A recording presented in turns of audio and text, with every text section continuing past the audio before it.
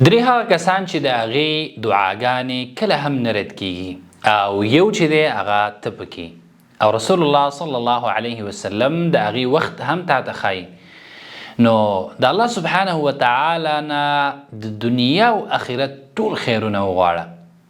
رسول الله صلی الله علیه وسلم فرمایي: ثلاثة لا ترد دعوتهم.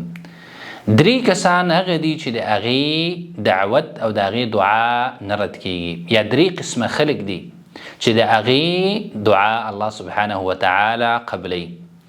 یو د دې نه الصائم حتی یفطر، روژهدار تر د روژه ماتې وخت پورې. نو په دې حالت کې چې کله دا دعا وکړي نو الله سبحانه وتعالی د دعا نه رد کوي او د دعا چې دی قبلیږي. نو د روژې په حالت کې د خپل رب نه د دنیا او آخرت خیرونه وغواړه، خپل ټول شرعي حاجتونه وغواړه او څومره مسلې او مشکلات دي هغه خپل رب ته وړاندې کړه. الله به ستا دعا قبوله کړي او مشکلات او مصیبتونه به دې ختم کړي.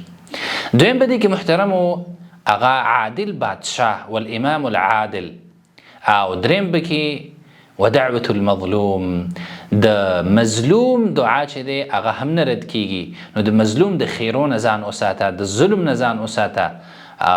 بل حدیث کې راځي نبی کریم صلی الله علیه وسلم فرمایي: اتقي دعوة المظلوم، د مظلوم د خیرو نه ځان وساته. وجه دا ده چې د الله سبحانه وتعالی او د دې په منځ کې څه حجاب څه پرده نشته دی چې کله دا مظلوم خیري وکړي نو الله سبحانه وتعالی د خیري چې دی هغه قبلوي.